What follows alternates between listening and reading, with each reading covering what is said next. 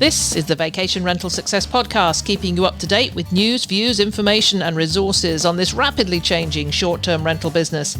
I'm your host, Heather Bayer, and with 25 years of experience in this industry, I'm making sure you know what's hot, what's not, what's new, and what will help make your business a success.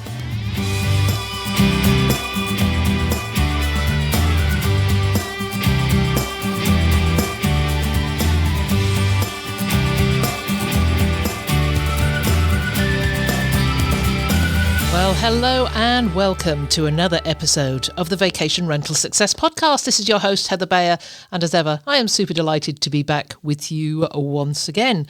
And we're just a few weeks away now from the VRMA conference in Las Vegas, which is the 12th to the 14th of October. I'm super excited to be co-presenting the AI Skills Lab workshop with my friend and colleague Bart Sobeys. You heard Bart on the podcast a couple of weeks ago, and after we talked, it got me thinking that he would be somebody that would be so useful, that he would be somebody that would be just right to help me co-present this lab. And it's going to be awesome. So more to come on that over the next couple of weeks, but just to let you know that if you're going to the VRMA conference, that you should earmark, bookmark, whatever, the AI Skills Lab workshop that we're running on the Monday of the conference. And really, it's for those people who are really interested in AI and know it's important, and, you know, everybody should know how important this is. And it's the feed in, I guess, to the other 3 sessions that there are at the event on AI. So we're doing the sort of foundation. We're talking about key skills that you need to have to really get on with AI in your business. As I say, more to come. But anyway, as I talk about conferences, every so often you meet someone at a conference who really stands out, not just for what they're doing, but for how they're doing it. And I first met my guest today, and that's James Rubino, 2 years ago at the VRMA conference in Orlando. And I remember being hugely inspired by his energy and his drive and the curiosity he brought into every conversation he had. And he was having a lot of conversations with a lot of people. But what struck me most was that James wasn't just there to network. He was actively seeking out people, maybe like me and others with years of experience in this industry, like Richard Vorton from Yes Consulting and Eric Mason, who is the founder of the Vacation Rental Professionals group on LinkedIn. You know, those people had been around a lot of years. So James wasn't trying to reinvent the wheel like I have to say a lot of new entrants into the business are doing. James wanted to learn from those who'd already rolled that wheel 1,000 miles or more. So James was just 26 when he launched his own short-term rental brands. And so in this episode, I'm catching up with him to find out what's changed since that first meeting, what he's learned along the way, and whether he's still just as fired up today about this business as he was back then. We also dive into regulation challenges, mindset shifts, guest experience design, and the wow moments that he offers his guests. And yes, even how AI is starting to show up in his day-to-day operations. So if you've ever wondered what it looks like when a new generation of entrepreneurs blends passion and process and a willingness to learn, this conversation's for you. So let's get started.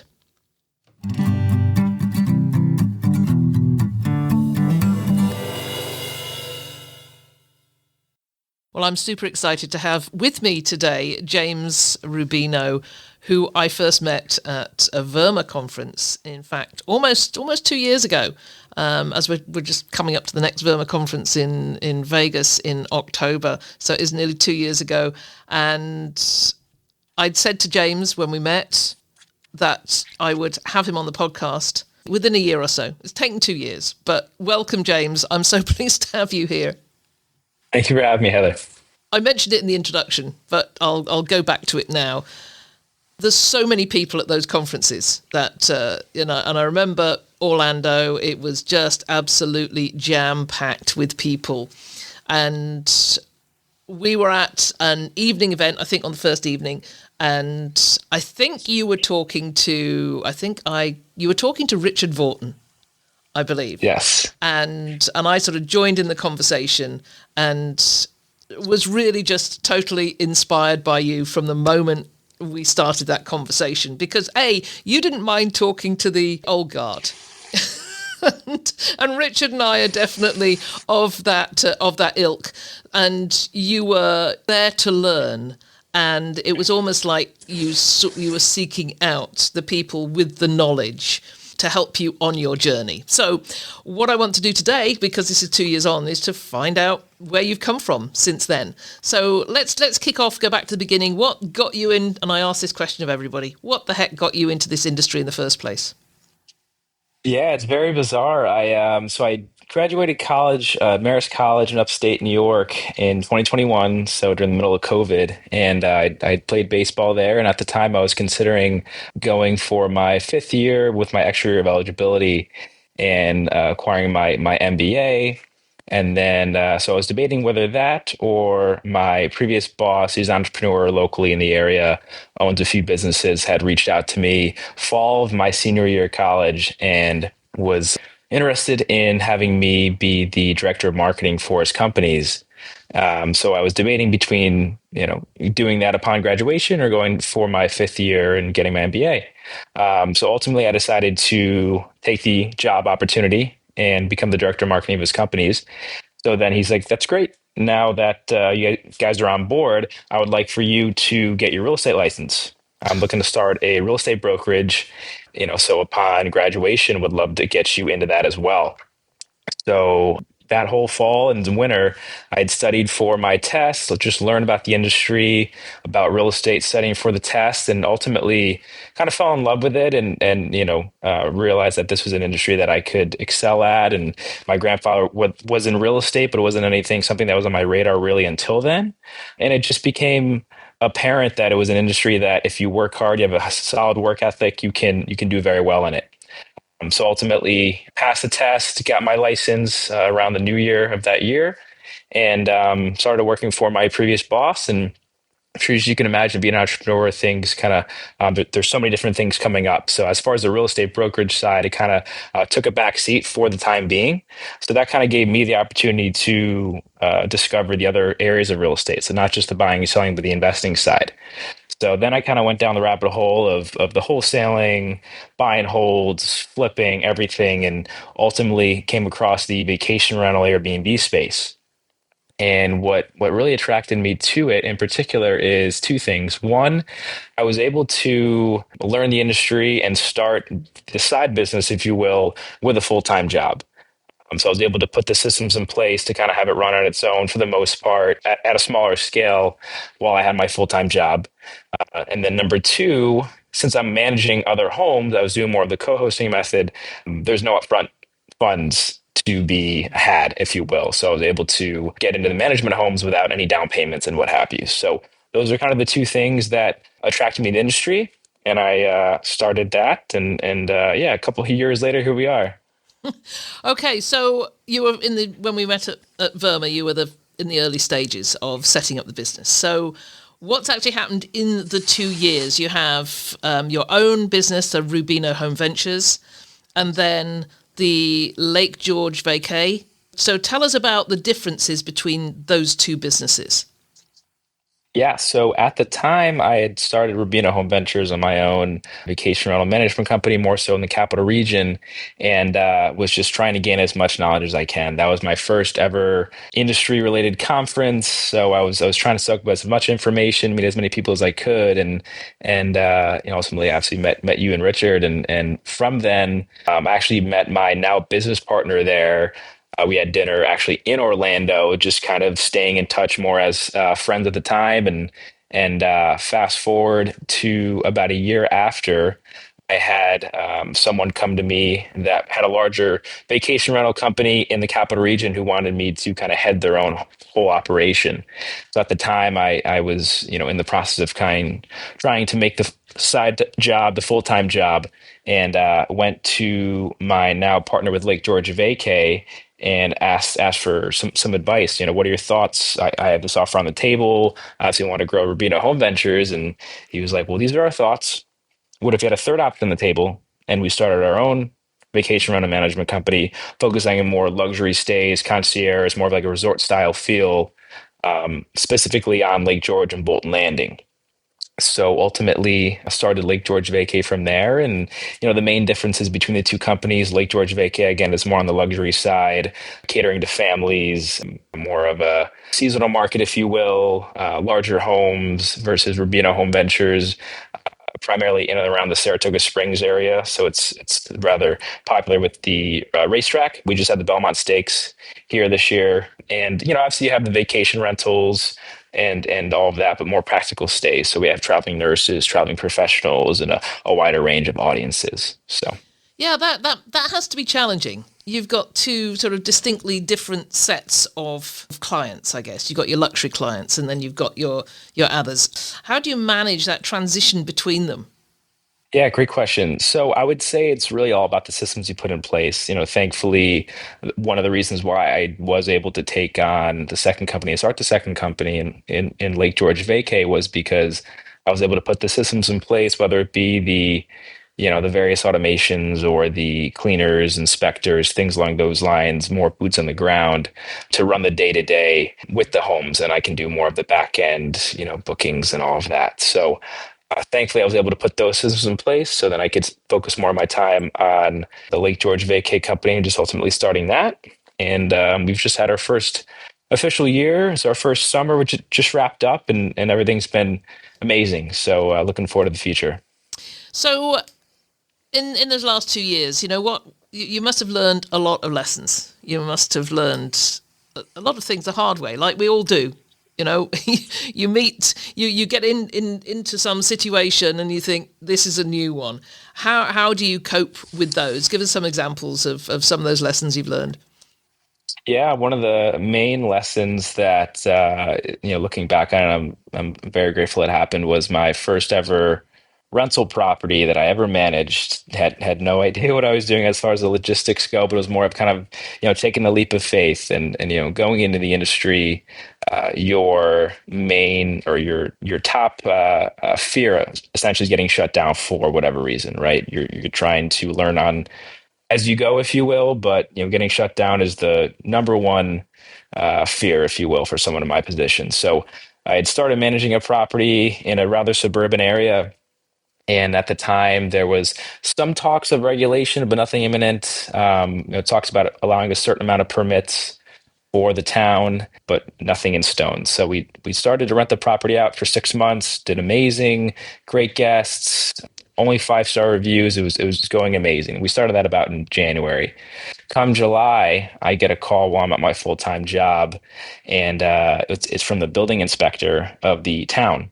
And they had said, is this James Rubino? Are you property manager for this vacation rental? I said, yes. He said, I'm not sure if you know, but we no longer allow vacation rentals in the town.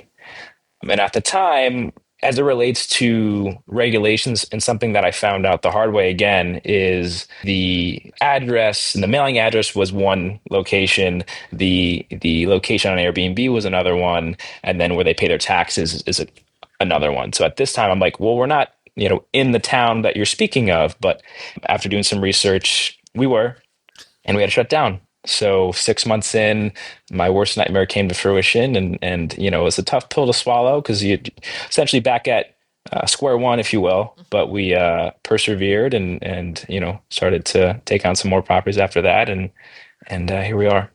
So talking about regulations, and because it's a huge issue, how do you manage them with different properties in different locations? I from my experience of property management, dealing with properties in widely diverse and different locations across Ontario, I know it was like whack-a-mole. You just manage one set of regulations in one area, and then somewhere another owner would call and say, "Hey, I've just heard from the township this." Is this something that that still impacts you, and how are you managing it? It does, and that was something that when I was looking to scale the company, one of the things that I took into consideration is just how many markets do we want to be in? What's the most profitable, especially with the people that I have on hand? What makes the most efficient way to do business? And since then, I've really tried to hyper focus the homes. Like for instance, Lake George Vacay, we're specifically targeting the Lake George boat landing, in and around the lake. And then with Rubino Home Ventures, mainly in and around Saratoga Springs, some areas around there. But that's one of the main reasons is you're able to control at least or stay on top of the regulations. And any new market that I go into now, obviously calling the town hall, looking up on the internet any sort of regulations or there talks of regulating. For instance, Saratoga Springs just implemented an online registration for short-term rentals. So, I certainly, as a property manager, I do open regulation just more so because it's easier for me to express this to my clients. Hey, this is the process, this is the regulations. It's very black and white versus in a lot of towns and cities, it's a rather gray area right now. You're not able to tell them one thing or the other. So ultimately, taking it in stride, doing our due diligence when looking into a new market, so something like that doesn't happen again, unfortunately. I hope it doesn't. I hope it doesn't because it still brings chills to me when I hear you say that. And I remember we went through the same thing. I remember having a property that was it was a 4-bedroom home on a lake, and by the side of it was a 2-bedroom guest house.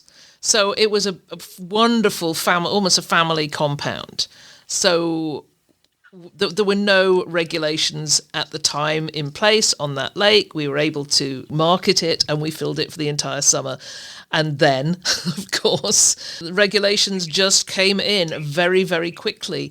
And this particular township decided that they would base their regulations on septic capacity. And this property, which this owner had purchased relatively recently, did not have the septic capacity for both the home and the guest cabin. So we had to take the guest cabin off, reduce the occupancy to 6 instead of 12, I think we had. And yeah, that was tough. That was tough. We had to relocate everybody. Makes a big difference. Yes, yeah. I mean, in retrospect, and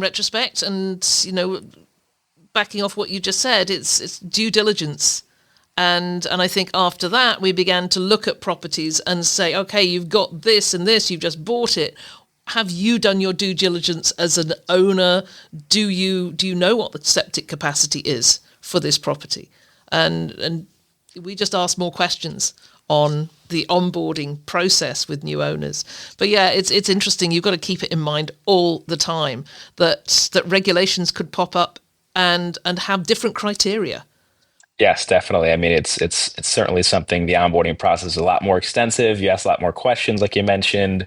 The onboarding form is a lot more extensive, just because you want to, it's better off for you and the client. You don't want to take on a property and the client looking to have a short-term rental income, and that's their vision for it, buy all the furniture and whatnot, and have it not happen. So it's certainly something that we take a little more in depth now.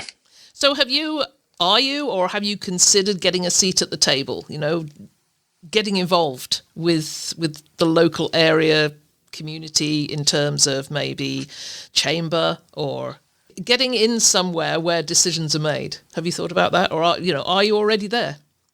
Yeah, so there's definitely a few different groups, some real estate related. There's one of the Capital Region Real Estate Investors Associations, a few of them that I'm a part of, and just trying to keep tabs in the industry itself and create the network and help out where I can. And then also the Chamber of Commerce we are a part of as well, supporting local businesses and everything. So that's one thing that we've had quite the emphasis on, as far as just getting in the community, getting involved, letting everyone know who we are and how we can help them, and yeah, definitely would love to expand even more and help out the local community.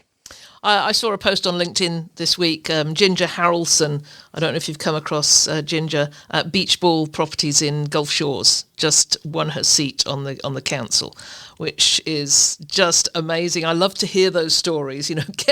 As Rent Responsibly always talks about, get a seat on the table. They have a little pin that is not freely given out, but for those who qualify for it, get this tiny little pin, which is a chair.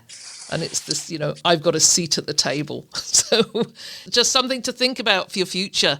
I could see you in a council meeting.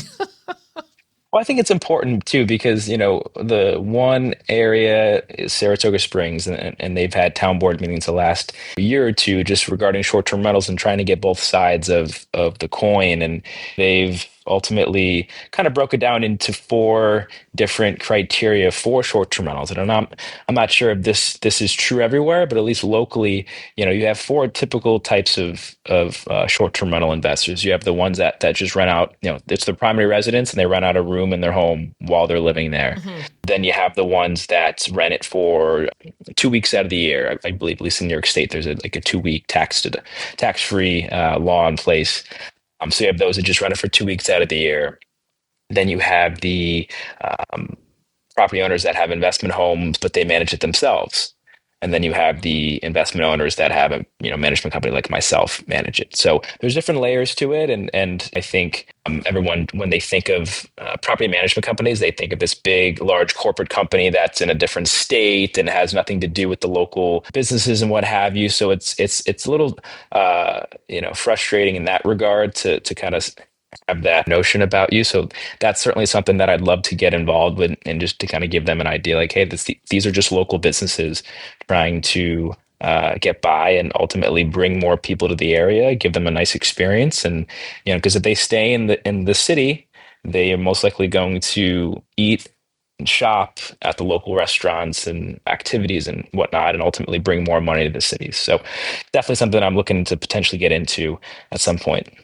I love how involved you're getting in the local area. I just talked to Ashley Ching from In Haven about the report that she that came out a week or so ago about why some of the bigger vacation rental companies have failed over the last few years, and what it comes down to. And she comes up with these 5 pillars of success, and it really focuses on being local and working more focused and more, from a more curated perspective in the local area. And it reads very well. I don't know if you've seen it, but if you haven't, I'll send it to you. And for anybody who's listening, it was on last week's episode. Go have a look at that. You can download it from the show notes. It was such a great report, and I think everybody needs to read it. But I love your local perspective. So let's go back to this past summer. I talked to the general manager from my old company the other day. They had a tough time this summer, managing sort of 180 properties in a very, very hot summer, very little rain, fire bans, all the things that really can upset people. Particularly, we have a lot of properties with no air conditioning, so it was difficult for many, but she had a tough summer. How did your summer go? Did anything arise that caused issues for you, or made you feel good? Yeah, I mean, knock on wood, everything's been an amazing this summer. Obviously, you have your bumps in the road, but overall, with both companies, it was tremendous.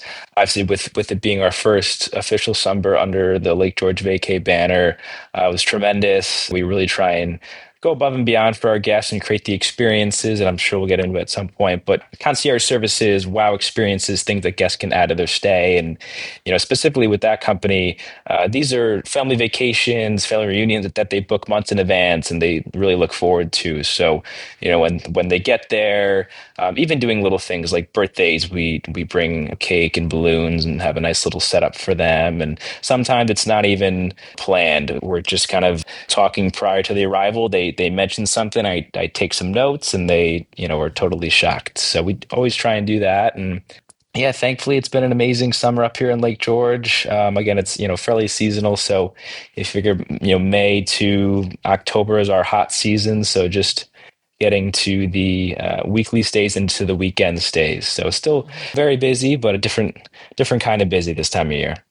Tell us a bit more about these experiences, these wow experiences on the Lake George Vacay website. It talks about the thrill of s'mores with Sasquatch or the indulgence of our famous donut wall. So I'm really interested to hear about these experiences because they go a little bit beyond. We offer a concierge service. We'll get you a private chef and maybe massage or yoga on the dock, that sort of thing. Tell me how you go beyond that. Yeah, so we obviously have the concierge services where we partner with local companies, but the wow experiences in particular is something that my partner John and I had started when we started the company that are things we do in house for the guests that they can add to their stay. And I'd like to say there's some sort of theme aside from the Sasquatch being in the Adirondack Mountains, but as far as the range of activities, we try and find something for everybody. So we have a s'mores with Sasquatch, so it's a real done up s'mores bar. We fill it with any sort of chocolate snack you can think of one of the nights. And then we have someone come out as Sasquatch and hang out with the kids, post marshmallows, take photos, and it's ultimately just an amazing time. The kids absolutely love it. We come out with music and do more of like a pop, musical Sasquatch. He comes out dancing and singing and everything versus more of the scary Sasquatch. And the kids and the parents love it. And we have a donut wall, so it's legitimately a wall of 60 donuts that'll be there upon their arrival. So I'm a bit of a sweets person myself, so that's one of my favorites. We have a family bingo night, so we'll have a professional bingo machine that'll get dropped off. We have a life-size twister board. What else? Um, I'm looking at these right now, and it's just awesome. I Tell me about the ultimate Kellogg's breakfast. yeah, so we try and do more like themed breakfasts. So we have the Kellogg's breakfast, we have the breakfast at Tiffany's, Kellogg's, which is pretty much bringing as many different kinds of Kellogg's cereal as you can, bringing in some milk, ultimately kind of have everything set up. By the time they wake up, they can just go downstairs and have the ultimate breakfast. So I love it. I'm going to read this out because. sure. So imagine waking up to a whimsical scene where an entire table is beautifully adorned with a delightful array of Kellogg's goodness. In the early morning hours, our dedicated team will arrive silently to set up a breakfast extravaganza that will leave you amazed. I mean, that is... Who comes up with these? So that's mostly my partner John. He's more of the creative and the visionary of things, and kind of just gets these ideas in their head and in his head, and he's like, "What do you think about this?" And we kind of go back and forth a little bit and kind of bring it to fruition. And he still sends me things on social media the whole time. It's like, "This is our new wow experience," and it's the most random things. But I'm like, "Let's do it." We're in the business of making experiences, so. So what's the take up? I'm sorry. What's the take up of this? How many of these experiences do you actually manage over the course of a summer? How many did you do this year? Yeah, so this was actually our first year trying everything out, and we probably had a couple dozen, I would say. The guest favorites probably are the s'mores with Sasquatch, the s'mores bar. So we do have a s'mores bar without Sasquatch. So if it's they're not looking to have Sasquatch hang out, it's just a more done up s'mores bar. The donut wall is a guest favorite. What else? Bingo night is one of the larger ones. And yeah, so I would say those are probably like the top three or four, but overall probably around 25 or so in the first year, which we're excited for because we get to see what the guests really like and what they don't like, and I think each year will probably be adding and subtracting some. Yeah, I think it's brilliant. What about because it's not, you don't really have to organise these until somebody books it, do you? It's not, it doesn't feel like you have a huge amount of product that's sitting there waiting to be delivered that you've paid for. It's just, somebody orders it and then you push it out there. Yeah, and it's nice because some guests book this in advance so we can prepare accordingly to it. What day, what night, what time they want this done. Other guests, we have it on our mobile app where you can book it mid-stay. We have iPads at the homes that go through our mobile app, customly designed for each home. They can go through the wow experiences mid-stay and say, "Hey, what do you guys think about a donut wall tomorrow morning, or a breakfast at Tiffany's where we bring a bunch of jewelry and bling and have more of a themed breakfast for that." So a lot of it is more like the impulse decisions that people make when they're on vacation as well.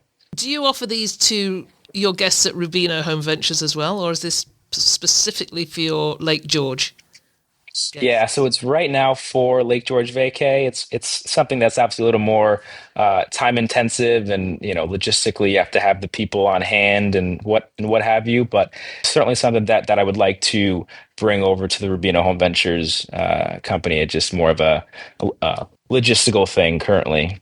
Yeah.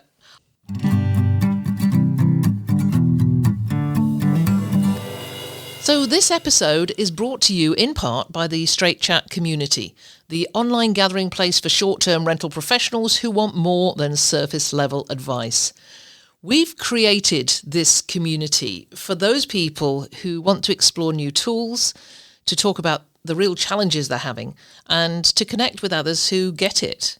Straight Chat's where those meaningful conversations are happening, and we're sharing news and innovations and new tools and anything you want to know, along with office hours each week and regular tutorials. And along with that, if you've been seriously curious about AI, about how to use it for guest messaging or workflows, setting up standard operating procedures or even marketing, check out the AI Ambassador Program. It's designed for short-term rental professionals who want to lead the way with smart, ethical AI adoption. You don't need to be a tech expert. You just need curiosity and a desire to stay ahead of the curve and to lead the way in your company. Visit vacationrentalformula.com/AI to learn more and to join us.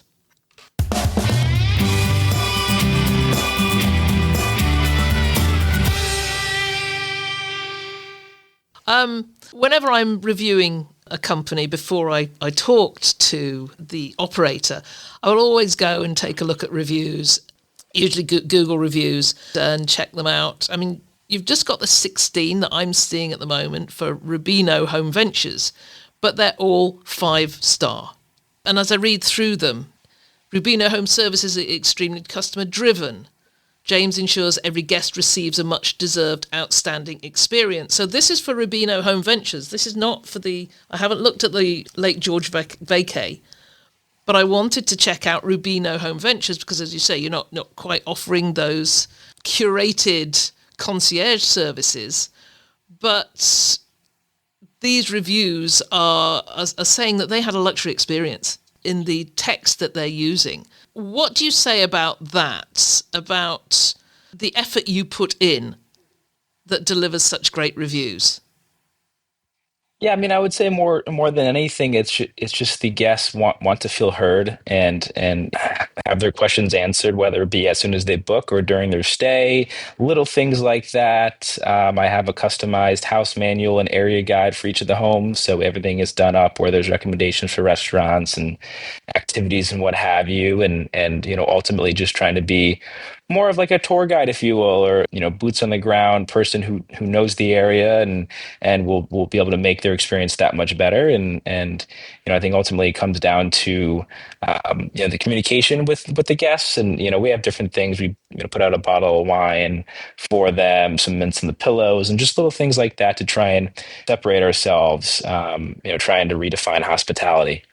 Okay, let's go to this because to have a truly successful business, you have to have people that express your values and your culture in what they do. And that goes to the housekeeping and cleaning staff as well.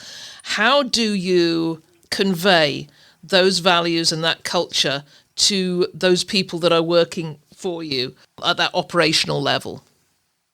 Yeah, it really comes down to the onboarding process when I'm bringing a new cleaner, a new inspector on, just giving them what our vision is and what we try and convey for each guest, and giving them more of a hospitality mindset, if you will, because a lot of our cleaners have their backgrounds in commercial or residential to where it's very black and white, but vacation rental cleaning turnovers are a completely different animal, obviously. So being able to have that mindset when they're making designs during with the toilet paper and the different towels and just little things like that to make their stay that much more memorable is what we try and convey in the onboarding process. And then with our handyman and our inspectors, maybe they have to go go mid-stay. But just having an upbeat, positive attitude, anything that they can do to help is the mindset we try to convey for our guests, because it's something that, again, it's a lot of the times there's still family vacations and things that they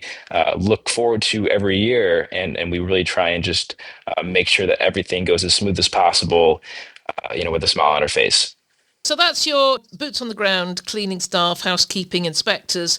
Who else do you have working for you? What other roles what other roles have you got filled? Yeah, so I did recently bring on a virtual assistant to kind of take care of a lot of the back end and more of the day-to-day operations as it relates to that. And obviously we're still growing, right?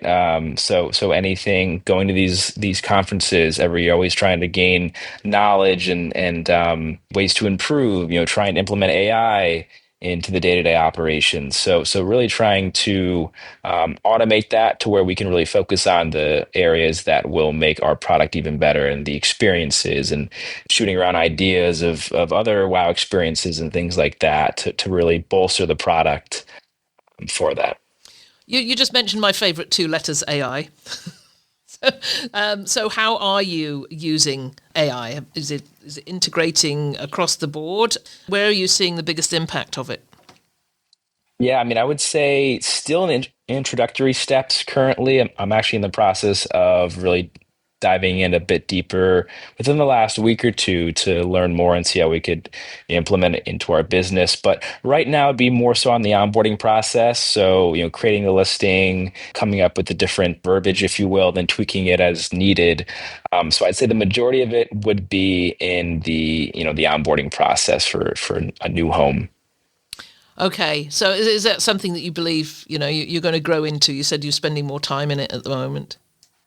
Absolutely, Yeah. because you don't know what you don't know, right? So it's something where it's again, always eager to learn more, learning how to implement different processes and things I may not even ever imagine that I could do with AI. I'm sure there's things every day where you're like, wow, I didn't know we could do that. So there's things that are beyond our imagination that I'm just looking forward to, being open to implementing into the business. Well, I hope you're going to come along to our AI Skills Lab workshop at VRMA. It's now co-hosted. It's me, not just me now. It's me and Bart Sobeys co-presenting this workshop. It's going to be awesome. So hopefully you'll make it to that. But now, it's good to see that at VRMA there's several other sessions on AI. And the one that we're doing is sort of the foundational one that we start with that, and then you go on to the next three. So it's there's going to be lots of learning experiences there too. Yeah, we'll be there for sure. Looking forward to it. So what are your goals for the next 12 months, 2 years for both ventures? Yeah, definitely. I mean, I would say with both companies being that we are in the near future really trying to hyper focus on the current markets we're in, Saratoga area, Lake George, Bolton Landing, and really emphasis the quality over quantity. Because you see these, various companies and, everyone's trying to hit a certain number of homes and what have you, and the revenue, and that's all well and great. But, in some instances, it may dilute the product. So we're really trying to take an emphasis on being a little more particular with the homes that we bring on, because we want to be able to offer everything that we currently have with any management property. We don't really want to have a tiered approach, if you will, like these properties offer that, these properties offer this. We really want to have an all inclusive. All of our homes receive the same sort of services and notch. So that's our goal is obviously to scale, but scale at a level where it's more emphasized quality over quantity. And then once we've kind of, taken these markets by storm, certainly opening the opportunity to expand into other areas of the country, and, ultimately choosing areas that may have some growth opportunities, but also areas where we ourselves would want to, vacation or spend time in, and, ultimately want to potentially own homes where we end up managing, just so the processes are a lot more smooth. So you went to VRMA in Orlando, and you've had the 2 years to grow the business. Who do you follow in the industry that is really making an impact on what you do. From what you just said, I don't know if you do follow Valerie Gangus and Juniper Holidays. Valerie, because she started in one area and has now done that, she's found other locations where she feels that her model would really impact that area and become profitable. But she's doing it in a very specific way. So if you're not following Valerie, you should be. Who else are you? Who are your sort of online mentors right now? Yeah, no, definitely. I mean, I would say it's certainly companies that we work with. You mentioned In Haven before. They've been tremendous with us in creating the inventory and more of an online presence as far as the supplies go. Another gentleman that I met at the conference, Eric Mason, has been a tremendous help, and ultimately just seeing his growth and the group they have going on LinkedIn there has been amazing to look into. Obviously, Richard Lawton has been tremendous as well. He also helped me quite a bit when I was in the transition with the new company, and ultimately just trying to meet as many people as I can. A lot of it comes from these VRMA conferences where you just try and you go by yourself and just open yourself up to meeting new people and new opportunities, and whatever comes from it comes from it. And we were at the one in Phoenix last year, and looking forward to being there in Las Vegas. So, but another company that we had saw a presentation from was Red Cottage. Oh, Got the gentleman's name. They're in the Hudson Valley here, and they're a large emphasis on more direct bookings and getting repeat guests. And that's our goal, obviously, with both homes, is being able to provide an experience where they're already booking next year before they left this year. So ultimately just trying to get more of the direct bookings and creating that experience to where we can control it in house a little better. okay. Just as we begin to wrap up, let's just cover your tech. What's in your tech stack, if you don't mind sharing some of that? And yeah, I'd love to hear about your focus on direct bookings and what you're actually doing to grow that side. Yeah, so as far as the tech stack, I mean, we use Price Labs for dynamic pricing. We use OwnerRez for our PMS. They've been tremendous, and that's actually where we, I believe, met as the OwnerRez event. But they've been tremendous. Also, we use Breezeway for the more like the handyman, day-to-day operation, task related. Turno for the cleaning management side of things. What else? What do you You use know, the for your guest guides? Yeah, so we actually use Okay.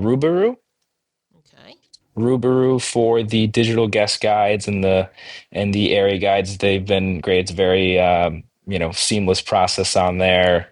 As far as the smart locks, we kind of have a plethora of things depending on what the homeowner already has in place. Quickset, Schlage, Eufy, Yale, so a wide range of that. Um, but yeah, that's kind of the overall arching. Trying to see if I have anything else. And we're always looking, right? Every year and this is what we use a Verma conference for, of things that can automate the process a little better. And ultimately, we use StayFi as well, actually as well, for the guest communication and the email marketing aspect of things. Yeah, I'm just thinking about the exhibition hall at a Verma conference. I mean, for anybody who's going there for the first time, it's a mall. it's a big mall, and there's so much in there. What advice would you give to somebody who's going to Verma for the first time this year, particularly in terms of networking and going around that exhibition hall, because there's a lot of bright, shiny things.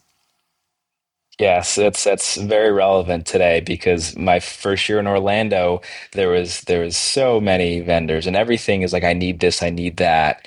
And it was really until I spoke, I honestly think it may have been Eric or somebody at the event where they're, kind of told me these are the, four or five kind of standard things as a new, property manager you should be going with. Obviously, first being the property management software, dynamic pricing, and, the three or four different mainstays, if you will.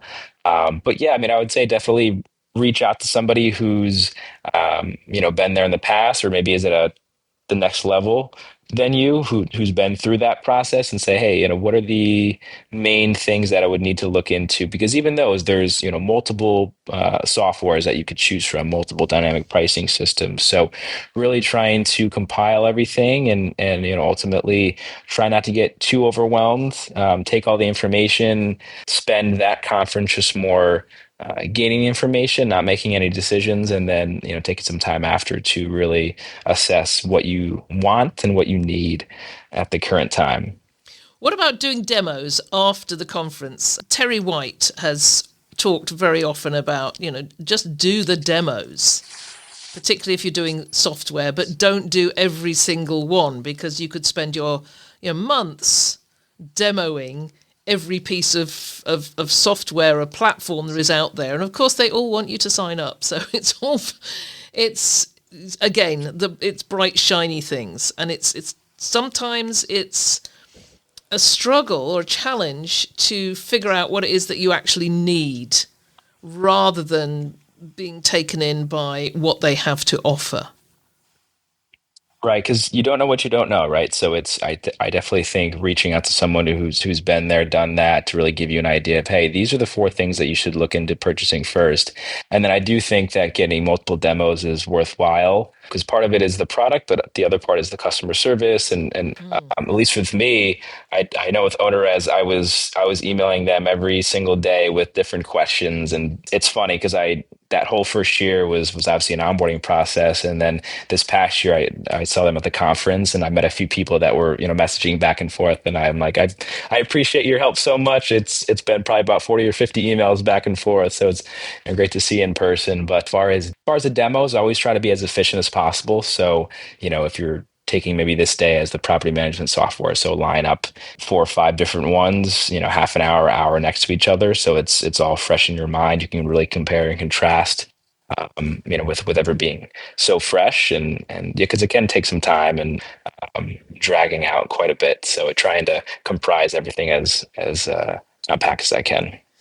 Well, I know the VRMA committee this year are looking at making something different. So I think what we're going to see in Las Vegas will be quite different from what was in Orlando in terms of the education provided and the networking opportunities. But once again, going back on somebody who may be going for the first time, what would you suggest that they do to prepare for the conference in general? Yeah, I mean, I would say definitely create, at least what I did is create a Google Drive with all the information on there of the businesses that will be, and the vendors that'll be there as well. I know they do add the educational things throughout the session. So kind of, plan out your day on what you're looking to see. So everything is pretty much scheduled. So you don't have to think about much once you're in the day-to-day course of it. Also, again, try and get some familiarity of the vendors that'll be there, so you can go directly to them and get some further information. But more importantly, when you're at the event, make sure to take notes. Make sure to kind of segment everything out of what you're looking to get from it, and a lot of times the exhibitors and the presenters send their PowerPoints or offer their PowerPoints after the presentation. So making sure to follow up with them and getting the entire stack of information, so you can really implement as much as you can post conference. Excellent. So, James, 2 years in, are you still as passionate about the business as when you started? I am. It's funny because every day I'm finding things that when I started the business I didn't even know that I could do in the industry. I wouldn't think we would be able to have wow experiences in a s'mores of Sasquatch when I first started the business. I can tell you that. And just seeing how those little things are what make the guests come back, and ultimately make their trip the best ever. So it's been a crazy ride the last few years, but I'm grateful for it all, and looking to the future.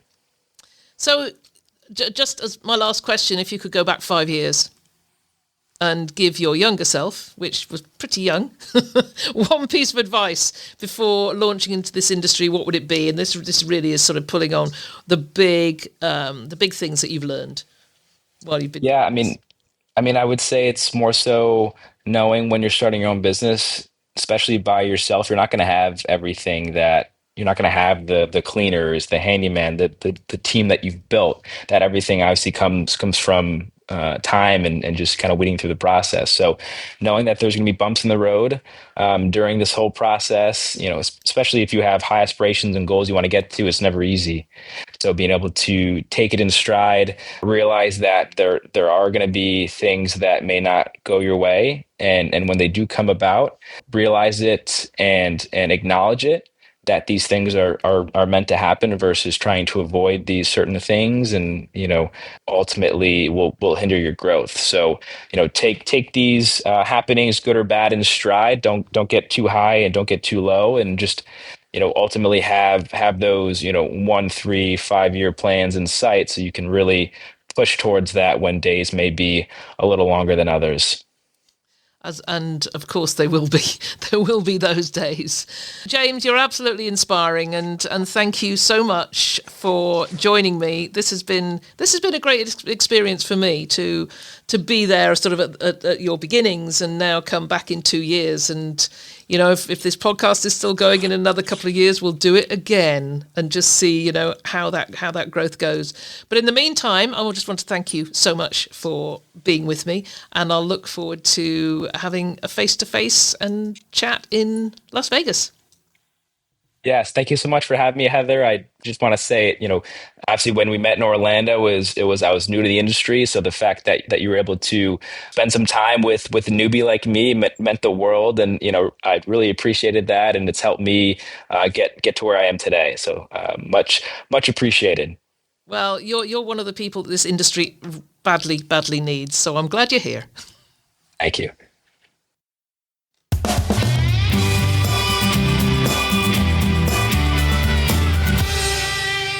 That was such a great conversation with James, and I have to say I'm always inspired by people who bring that sort of energy and professionalism, and also a true hunger to learn, into this business, and James is all of that and more.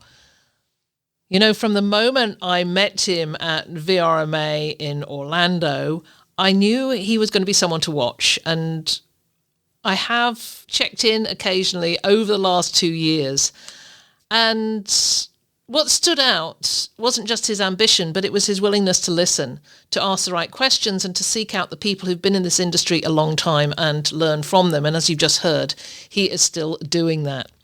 So he's a fantastic role model for anyone starting out and wondering what it takes to build a solid, sustainable, short-term rental business. James showed you there, I think, that you don't have to rush or cut corners. You can grow with a professional approach, along with integrity and hospitality, and once again creating those wow moments. So speaking of professionals embracing the future of this industry, if you're curious about how AI can support and streamline your vacation rental business, I want to invite you to join our growing Straight Chat community. And that Straight, spelt STRAIT, stands for Short-Term Rental AI Technology. And it's a space for property managers and hosts who want to explore the power of AI. They want to get better at prompting and discover practical ways to integrate these tools into their operations. So whether you're a beginner or already experimenting, as I know many people are, we'd love to have you in the conversation. So you'll find the link to join in the show notes. And as always, thank you so much for listening. If you enjoyed this episode, please share it with someone who might be inspired by James's journey too. See you next time. It's been a pleasure as ever being with you. If there's anything you'd like to comment on, then join the conversation on the show notes for the episode at vacationrentalformula.com. We'd love to hear from you, and I look forward to being with you again next week.